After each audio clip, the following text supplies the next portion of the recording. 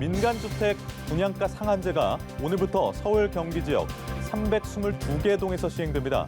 분양가가 내려가 서민의 내 집 마련에 다소 숨통이 트일 것이라는 기대감과 공급 물량이 줄고 청약 경쟁이 심화하는 것 아니냐는 우려가 공존하고 있는데요. 시장 상황 전망해 보겠습니다.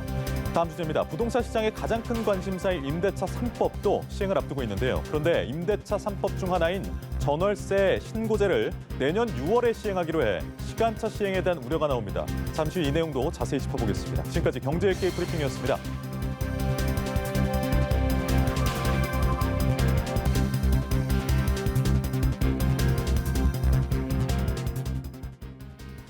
네, 보다 자세한 내용은 김대우의 경제일기에서 살펴보겠습니다. 김대우 박사 나오셨습니다. 안녕하세요. 네, 어서 오세요. 네, 반갑습니다. 네. 자, 오늘부터 시행되는 민간택지 분양가 상한제 얘기부터 나눠보겠습니다. 수도권 322개 동에 바로 적용이 되는데요. 그렇다면 앞으로 좀 분양 시장에 어떤 변화가 있겠습니까? 네, 오늘 영시를 위해서 이 전국 322개 동, 서울, 경기도가 집중적입니다만은 이 투기과열지구 등 이른바 이 부동산 가격이 높은 지역, 여기에 대해서는 이미 분양가 상한제가 시행이 들어갔습니다. 네. 그래서 어제 밤 12시까지 지역 지방자치단체에 분양 공고 신청 서류를 접수하지 않은 지금 기존의 이 재건축 단지, 여기 앞으로 모두 분양가 상한제 적용을 받게 됩니다. 그리고 앞으로 또 신규로 재건축을 하게 되는 모든 이 322개 동에서의 모든 주택 단지는 이제 분양가 상한제를 해야 되거든요. 분양가 상한제라는 것은 분양가를 함부로 이 주택 업체나 또 소유주들이 정할 수 없다. 그러니까 정부가 정해주는 대로 금액을 정해야 됩니다. 정부의 가이드라인은 표준 주택 표준 땅값에다가 국토부가 매년 공고하고 있는 이 표준 그 건설비 여기를 더한 가격을 기준으로 할 것으로 보이기 때문에 앞으로 가격이 상당히 낮아질 것으로 보입니다. 상당히요? 상당히라 하시면 한 어느 정도? 그렇습니다. 정부가 예. 앞으로 이 주택 가격 또 건설 비용 이런 것을 얼마에 고시하느냐에 따라 달려 있습니다만은 현재 정부의 예측으로는 토지주택보전공사라는 허그라는 곳이 있어요. 예, HUG. 거기서 내놓는 지금 가격에 비해서 10%에서 20% 정도 더 싸질 가능성이 있다. 그런데 이 HUG라는 주택보전공사의 가격도 현재 실제 거래 가격보다도 10%에서 20%가 낮았거든요. 네. 예. 그러니까 실제로 거래되고 있는 가격보다도 30% 정도, 많게는 40% 정도 떨어질 수도 있고요. 정부 정책 의지에 따라서는 그보다도 더 낮은 가격으로 싼 매물의 분양가가 민간 주택에서 쏟아질 것으로 보입니다. 지역마다 조금 차이는 있겠지만 그 정도 네. 수준이라는 말씀 주셨고 부작용에 대한 걱정도 있습니다. 청약 경쟁률이 세져서 뭐 로또 분양을 받는 사람들이 생겨날 거다. 그리고 공급 절벽이 나올 거다라는 말도 있던데 이거는 어떤 얘기입니까? 그렇습니다. 정부가 분양가를 상한제를 해서 분양가를 낮추려고 하는 것은 아파트 가격이 분양 단계에서부터 높은 분양가 때문에 가격이 치솟고 그로 인해서 부동산 가격이 오른다라는 그런 인식에서 출발한 것이거든요. 네. 그래서 분양가를 낮추게 되면 실제 분양 상태에서의 아파트 가격은 상당히 떨어질 겁니다. 그런데 그렇게 되면 지금까지 분양을 받고 있지 못하던 사람이나 또 신규로 이제 아파트 시장에 신규 진입하는 사람들은 이 기회를 놓칠 수가 없겠죠. 30% 정도 또는 그 이상으로 싸지는 이 아파트를 분양을 받지 않는 수술의 기회를 포기하는 거니까요. 그래서 청약 경쟁률이 상당히 높아질 것으로 보여요. 그런데 이 투기과열지구에서의 아파트 이 선정 방식이 추천 방식이 아니라 청약 가점제란 말입니다. 예. 그렇게 되면 20대, 30대의 경우에는 근본적으로 점수가 낮지 않습니까? 네. 점수를 구조적으로 올릴 수 없도록 돼 있어요. 그렇기 때문에 20대, 30대는 상당히 탈락하게 될 것이다. 그렇게 되면 이제 계층 간의 갈등이 좀 생길 수가 있고 당첨 받는 사람 입장에서는 큰 로또를 얻게 되기 때문에 거기에 대해서 사회적 갈등이 생길 수가 있다. 이런 이제 우려가 있고 또 하나 지적하신 지금 앵커님 잘 지적해 주셨는데요. 가장 우려되는 것은 사실 이 앞으로 공급 절벽, 누구도 아파트를 당분간은 재건축을 하지 않을 가능성이 있다. 있다라는 겁니다. 지금 아파트 분양이라는 것이 분양가를 높여서 네. 거기서 일반 분양에서 많은 돈을 벌면 그 돈으로 주택 소유자들의 건설 비용을 충당하는 이런 방식으로 재건축, 재개발이 추진이 되어 왔던 것이거든요. 그런데 분양가를 인위적으로 낮추게 되면 주택 소유자들의 그 건설 공사비를 제대로 확보하기가 어렵게 되는, 그렇게 되면 당분간 일단 재건축을 하지 않으려고 하겠죠. 그로 인해서 아파트의 공급이 떨어지고 그렇게 돼서 공급 부족에 의한 부동산 가격의 폭등이 올 수 있다. 네. 이게 이제 2007년도에도 이런 현상이 좀 있었더랬어요. 그런 부작용이 올 수도 있는데 현재 우리가 완전하게 가보지 않은 길이기 때문에 누구도 뭐 이렇게 된다 또는 이런 부작용이 있다 확정적으로 얘기하기는 쉽지 않은 그런 상황입니다. 네. 자, 그리고 또 저희가 계속해서 얘기를 했던 임대차 3법도 시행을 앞두고 있습니다. 근데 그중에 하나인 전월세 신고제가 내년 6월에 도입이 되는데 이게 시스템의 문제라고 해요. 1년이나 걸리는 건가요? 그러니까 지금 이 임대차 3법이라는 것은 네. 세 가지 법을 화살 세 개를 동시에 쏘아서 주택 임차인들에게 부담을 줄여주겠다 하는 것으로서 어저께 일부는 상임위원회 통과했고 오늘은 예. 법사위의 통과를 앞두고 있어서 시행 연도가 빠르면 올 8월 또는 9월 달부터 바로 시행이 될 것으로 보입니다. 그 세 개의 동시 패키지로 나온 법이 첫 번째가 전월세 신고제, 네. 그다음에 두 번째가 상한제, 세 번째가 계약 갱신 청구권제 이렇거든요.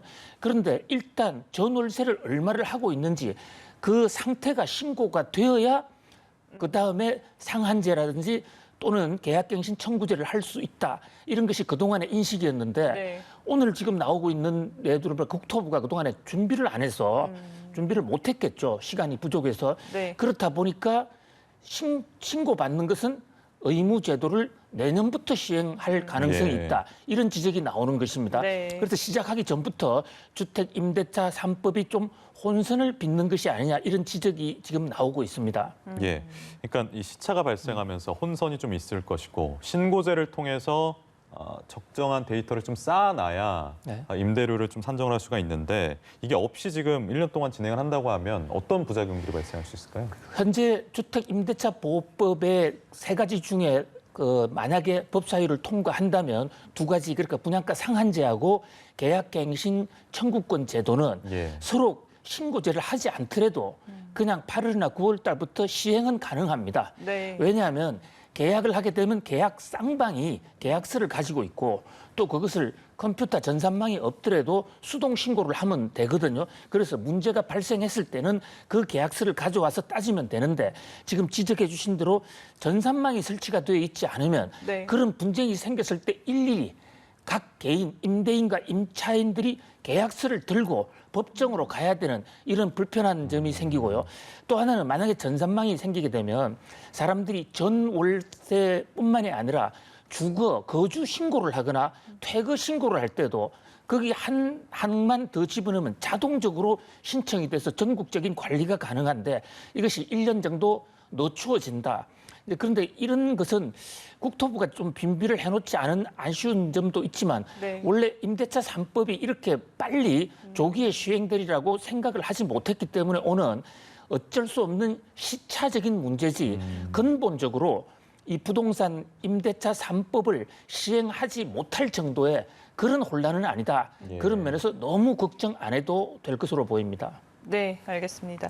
자, 그리고 이재명 지사가 어제 고강도 공직사회 부동산 지침을 발표해서 화제가 되고 있습니다. 4급 이상 공무원 다주택 매각하지 않으면 불이익을 주겠다라고 경고를 했는데 이게 사실상 지자체 차원에서는 관련해서 처음으로 조치가 나온 거지 않습니까? 지자체 차원에서 처음으로 네.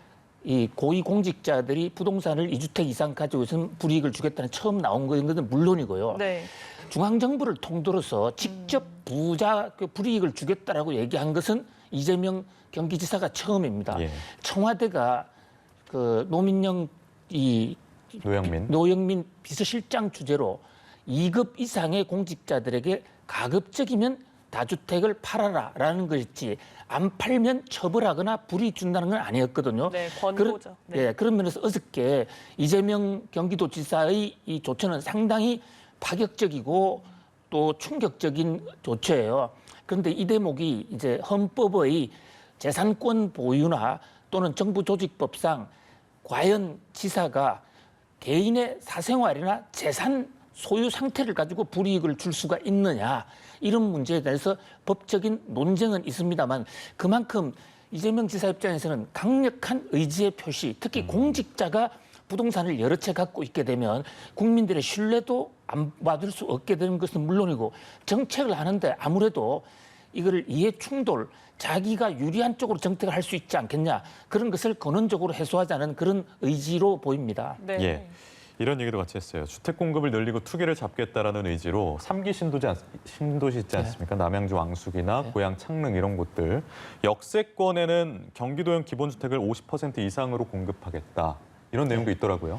예, 지금 경기도의 이재명 지사가 부동산 문제에 대해서 매우 공격적으로 지금 정책을 펴나가고 있는데요. 그중에서 가장 주목을 끄는 것이 경기도형 기본주택이라는 것입니다. 예. 이게 교과서에 나오는 게 아니고 이재명 지사가 만들어낸 것이에요. 이것의 가장 큰 특징은 무주택자면 자신이 처하고 있는 조건에 관계없이 일단 임대주택에 들어가도록 하겠다. 그리고 그동안의 임대주택은 외곽 지역에 좀 외진 곳에 만들었지만 앞으로는 역세권에 만들겠다. 그리고 경기도 기본주택은 한 번 임대주택을 들어가면 30년은 보장하겠다. 한마디로 이재명표 경기도형 기본주택이라는 것은 장기 임대인데요. 조건 없이 무주택자면 그냥 들어갈 수 있겠다 하는 것이고, 그것을 우선 이번 3기 신도시에서 50%를 경기도형 무주택으로 임대주택으로 하겠다라는 역세권의 50%죠? 그렇습니다. 예. 3기 신도시 중에서도 가장 사람들이 왕래가 빈번한 가장 번화한 역세권 지역의 전체의 50%를 역세권에 짓겠다. 그런데 이제 문제는 네. 이 3기 신도시를 경기도지사가 하는 게 아니에요.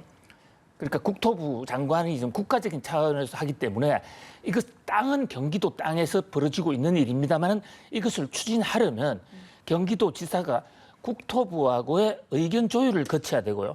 또 하나는 현재 지금 공공주택특별법이라는 게 있는데, 거기에는 이렇게 특혜로 임대를 받으려면 장기 독신이라든가 여러 가지 개인적으로 최저소득이라든가 이런 조건이 있어야 됩니다. 근데 지금 경기도표, 이재명표 경기도형 기본주택은 그런 조건 따지지 않고 무주택이면 무조건 가겠다 이러면 공공주택특별법도 고쳐야 되는 중앙정부하고의 합의가 필요한, 다만 하나의 이제 이런 방향 제시, 그런 면에서 상당히 의미가 있다 이렇게 볼 수 있겠습니다. 네, 알겠습니다. 말씀하신 그 경기도형 기본주택이라는 개념과 더불어서 기본소득형 토지세 도입도 거론을 했습니다. 이게 어떤 개념입니까? 예, 전국에 토지를 많이 갖고 있는 사람들은 그 토지 얘기는 부동산, 아파트도 다 포함을 합니다만은 부동산으로 불로소득이 많이 생기니까 그 불로소득에 관해서 지금 종부세보다 훨씬 높은 세금을 걷자.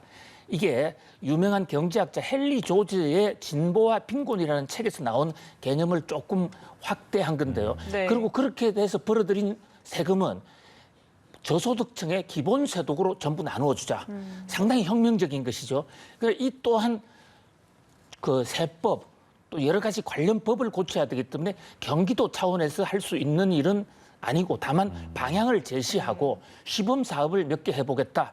그런 어떤 경기도지사로서의 의지 표현, 특히 최근에 부동산 가격이 수도권, 특히 서울, 경기에서 집중적으로 가격이 올라가고 있으니까 경기도지사 입장에서는 그런 안을 내고 그것을 정부 당국에 건의하는 그런 모습이라고 할 수 있겠습니다. 네. 국회에 알겠습니다. 이제 협조도 필요하고 정부 협조도 필요한데 어쨌든 방향을 제시했다는 의미가 있는 것 같고, 그렇다면 박사님께서 보시기엔 이거는 좀 효과적인 대책이 될 수 있겠습니까?